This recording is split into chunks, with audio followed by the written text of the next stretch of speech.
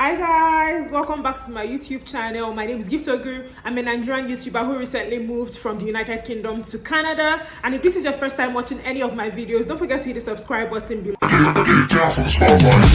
make videos about my experience living in Canada as a new permanent resident, and I talk about getting remote jobs, career, lifestyle, and everything. So if you're someone that wants to level up in your career and you also enjoy a bit of lifestyle content and you're also looking to move to Canada, this video is for you. I spill everything as it is. I talk about my life, my struggle, my challenges as a new immigrant everywhere. When I was in the UK, I also shared the same thing regarding living in the UK and my experience living in the UK, and I'm doing the same thing as someone who is living in Canada right now. So if these are the kind of contents that you'd like to see and you're interested in leveling up your life, this is the channel for you. Hit that subscribe button below. In today's video, we are going to be talking about how much you need to move to Canada as a permanent resident in 2024. I know that I've not been up and doing here on YouTube. My life has gotten extremely busy. I thought I was going to rest for a bit when I moved to Canada, but that's not been the case. I've been extremely busy,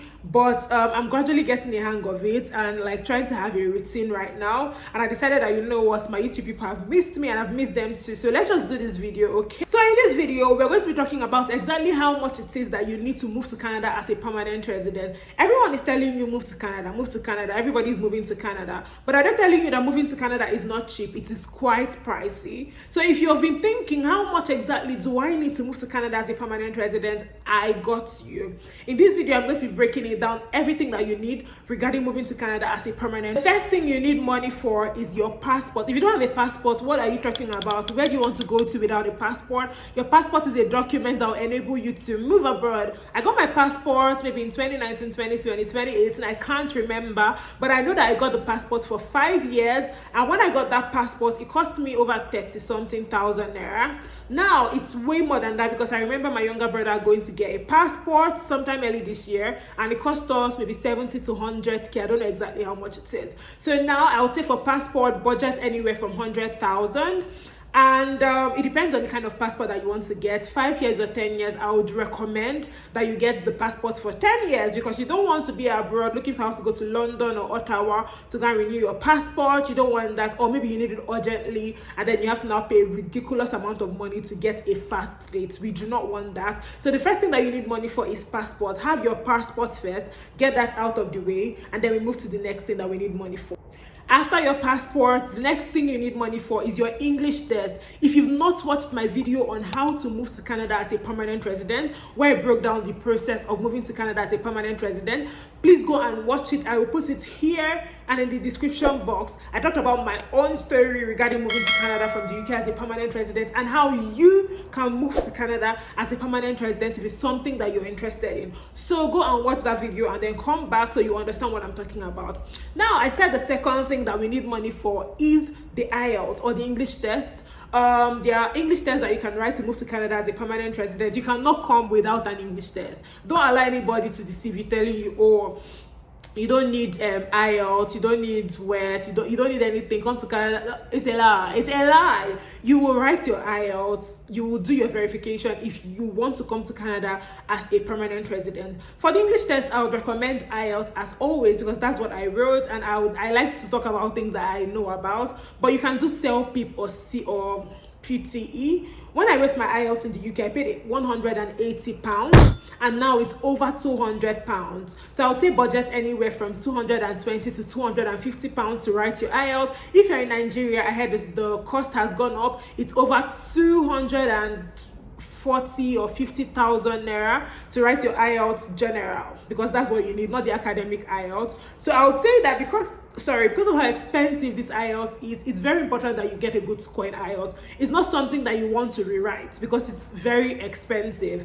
So the score that I would want you to target is getting 8.5 in your listening because listening carries the highest mark, 8 in your reading, 7.5 in your speaking and writing. Yeah, so if you get this course, you'll be able to max out IELTS and you get the highest scores in your IELTS.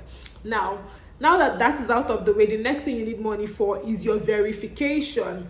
Verification means verifying your academic credential in line with what is applicable in Canada, to be sure that you know it's in line with what is applicable in Canada. I did 2 verifications, and you don't have to do 2. I did 2 because when I did my first verification in 2019 or 2020, 2019 or 2020, should be 2020.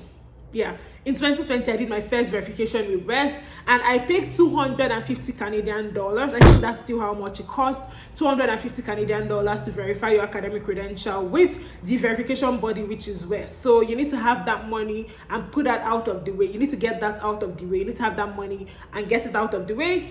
You don't have to use West if you don't want to. There are other verification bodies that you can go through. There's the ICAS, and there's one for the medical people. I don't really know the one that is, but if it's something that you're looking to you want to come to Canada as a permanent resident, you need to verify with West Canada. West means World Education Service, so verify with West Canada to come to Canada as a permanent resident.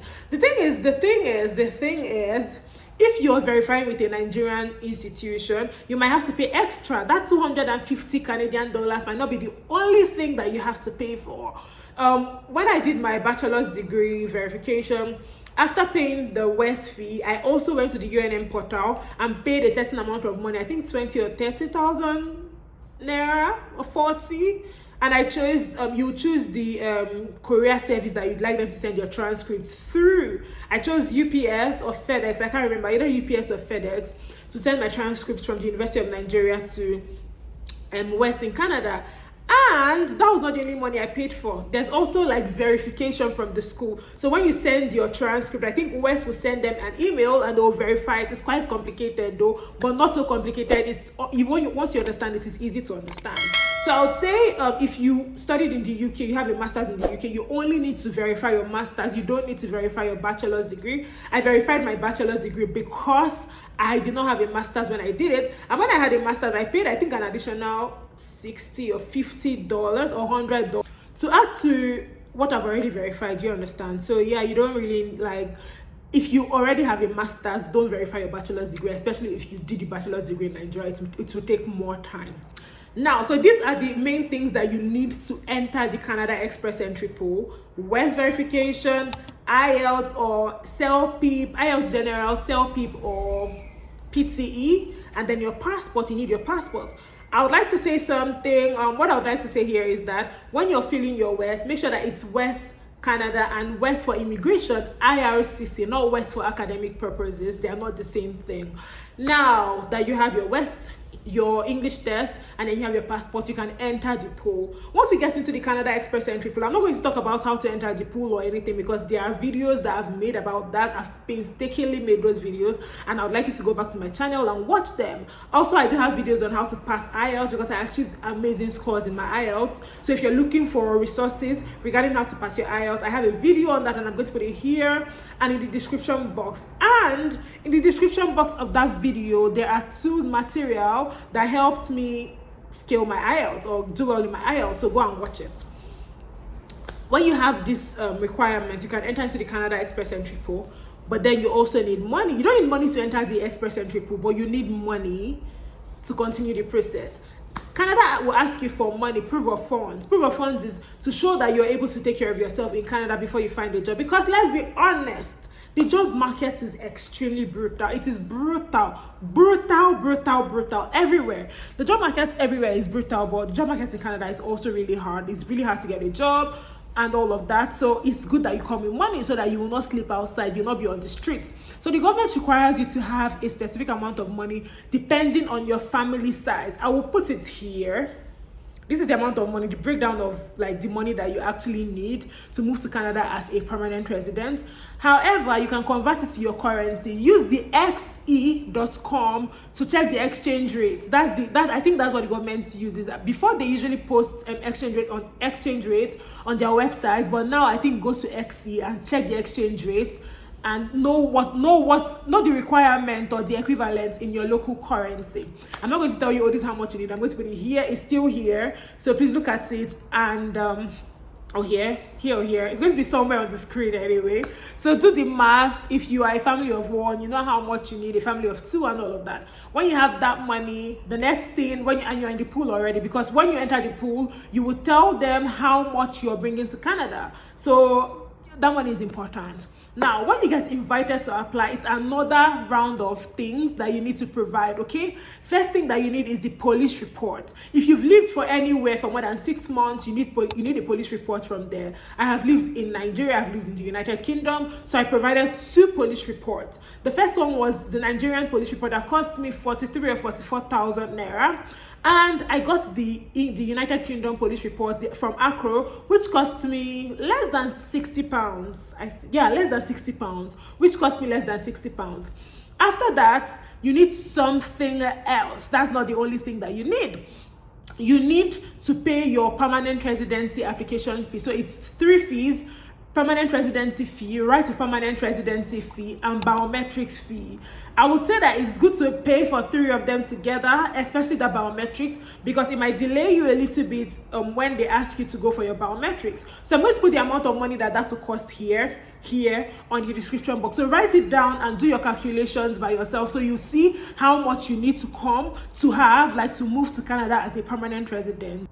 I know a lot of people will say, oh, you've not mentioned medicals, and I know that I've not mentioned medicals, which is why I'm doing that now. You need medicals to come to Canada as a permanent resident. However, things have changed now. Previously, you're allowed to do an upfront medicals. It's not the same thing now. They will tell you when you're going to do your medicals and biometrics. I remember submitting my application in December, and they told me to go and do my medicals and biometrics in February, I think February 28th. Yeah, that was when I got the letter to do my medicals and biometrics. So you will do your medicals when they ask you to go and do your medicals. Like, they do not accept upfront medicals anymore. I think, from my knowledge, it's not accepted anymore. Now, there are specific hospitals that you need to go and do that medicals in. When you're in Nigeria, they have their own hospitals. I didn't do my medicals in Nigeria. I did my medicals in England, in London, and I paid £350 for the medicals. £350 for the medicals. I think it's cheaper in Nigeria. Maybe like 100k would get you medicals or something, and in the specific hospitals that they asked for. But I only know about the UK for medicals, and I paid £350 for my medicals. After the medicals, I think that's about the amount of money that you need to pay. So what you need to move to Canada as a permanent resident regarding the finances is passports, which will cost you money; English test, which is IELTS, CELPIP, or PTE, which will cost you money; you need your WES, which will cost you money; you need your your police reports, which will cost you money; you need to pay your application fee, right to permanent residency fee, your biometric fee, which will cost you money. You also need to pay for your medicals, which will cost you money. So these are the things that you need before you get your permanent residency. So when your PR is approved, you also need money to send your passport. I can't remember exactly how much it took. It cost us to send our passports from where we lived in Luton to London. I can't remember, but I know that it was sent through Royal Mail, yeah. And we got the passport back in like 2 to 3 weeks. So I don't know how much it is, but that's not a lot of money, and you don't have to break the bank with that. In Nigeria, you can send your passport to the Canada Embassy in Lagos, or you can send it directly to the one in Kenya. I heard that Kenya one is faster, because the one in Lagos, I think they send it to Accra, and it takes a long time. So you might want to send it to the one in Kenya. I don't know how much that costs, maybe 150,000 or something. So maybe budget 150,000 to send your passport.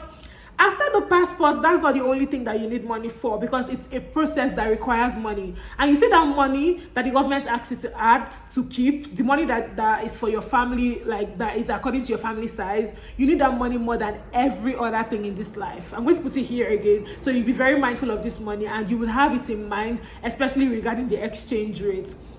You need that money to settle in Canada. It's very, very important, especially if you are not coming with a job and all of that. You need to get a house, you need to book your flights, you need that money to feed, you need that money to survive. Okay, don't come to Canada without money. It's going to end in tears. So when you've gotten your PR approved, you need money for booking your flights. And if you're coming from Nigeria, flights are extremely expensive. They are so expensive. They are so freaking expensive. flights are expensive. That's all I can say. It was easier because I actually booked my flights before I even got my PR approved. So I think my flight was booked in either February or March, and my PR was approved early April. So I booked that's what I usually do. I don't know, I'm a woman of faith sometimes. So when I was moving to the UK, I booked my flights before I got my visa approved. When I was moving to Canada, I booked my flights before I got my visa approved. I don't say everybody should do it though, but it's just me, because I knew that I was going to move in summer, and during summer flights are more expensive. So I'm like, you know what, I have the money to book this flight, why don't I just do it? So I booked my flight. The flight cost me less than £400 though. It cost me less than £400. Yeah, so my flights cost me less than £400 because I booked a flexible ticket just in case I had not gotten the PR before my flight date. I could move the ticket and not pay so much. Do you understand? So I booked a flexible ticket. So if you're coming from Nigeria, flights might be like 1.5 million, 2 million, depending on the airline. I booked with WestJet from the UK to Canada, and it was like a kind of a direct flight from London Heathrow to Calgary International Airport and then to Edmonton. So it was just like one one flight from London Heathrow to Calgary, and from Calgary one flight from Calgary to Edmonton, because like entering a bus from Calgary to Edmonton is like 3 hours. I'm not doing that, okay? I'm not going to, after 7 hours plus flights, I will now come and enter bus. No. So I would try to use like a direct flight from Calgary to Edmonton, because we also had like loads of goods, and we paid for extra luggage almost £500 if you're calculating that. Looking for an accommodation will also cost you money. You need to come with, like, I cannot emphasize the point. You need to come to Canada with money. It's too important. You need to come to Canada with money. And yeah, you have to pay for your apartment. So most apartments would expect you to pay like maybe 2-3 months to 6 months, even 1 year upfront if you're a new immigrant. That was not the case. We did pay upfront, but it was not like compulsory. We just wanted to pay certain amounts upfront, like cover a couple of months, you know, before we now start like get settled in. We don't want to be burdened with the rent, and we had the money to pay, so we did pay for a couple of months. But my apartment did not ask me for a couple of months rent. There are some apartments that asked me to pay 1 year. I'm like, huh? Anyway, so we were able to pay for the apartment and all of that. So you need money to secure an apartment, because you don't want to be staying in an Airbnb, and it's just so cool to move into your apartment straight, because you don't want to come to a new country, especially if you come during winter, you're going up and down looking for apartment.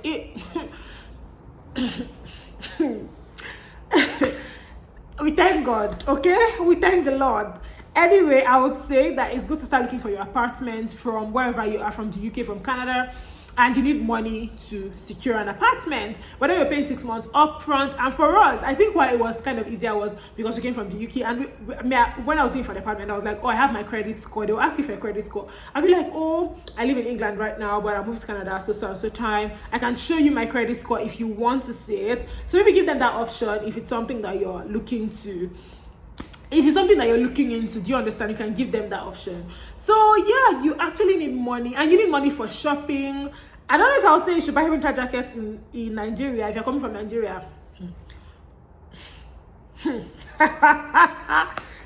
can bring it, you know, you can bring it, but you will buy winter jackets. I was lucky that my sister bought me a very nice winter jacket, pricey winter jacket for my birthday, which was last month, and yeah, at least I have that out of the way, and we're able to bring some of our very thick jackets from the UK, even though we know that it's not going to be enough. So you still put getting jackets in mind. Do you understand? Whether you're coming from the UK winter and Canada winter are not the same. They are not the same thing, not in any way the same thing. So you need to plan adequately. You need to come with money, because you need to buy winter jackets when you come here. You need to buy groceries when you come here. You need to buy winter footwears when you come here. You need to furnish your apartment. Furnishing apartment, only couch that we bought was like almost $2,000. Only couch. How much do we spend on mattress, kitchen utensils, every other thing that we bought for our apartment and all of that? Furnishing an apartment is going to cost you money. So come with money and put that in mind when you're coming here. And remember that furnishing an apartment is a process and all of that. So just take it easy with yourself. So I hope this video provided value. I hope I did not ramble around. On TikTok, someone called me a parrot, and I'm not even rejecting the name, because I like to talk and to share. Anyway, thank you so much, guys, for watching. If you have any questions, leave them in the comment section. If you want to have like a one-to-one chat with me, there's a link in the description box. But remember that anything you want to chat to me about, I already have videos that have covered it. So I would always advise you to go and watch the videos. Anyway, thank you so much, guys, for watching. I will try my best to be very consistent. At least I finished that freelancing project I have at hand right now. And for now, I'm not really taking any freelancing projects because I'm exhausted. Okay, I just want to focus on the work that I have at hand. And, I'm not taking any freelancing project for now. I'm drained, okay. Thank you so much, guys, for watching this video. Don't forget to like, share, and subscribe to my YouTube channel. How much did you calculate? How much do you think you need to move to Canada as a permanent resident? Let me know in the comment section. How much did you spend? It cost me a lot of money. There you go. I don't regret it at all. So how much did you spend? Let me know in the comment section. Bye.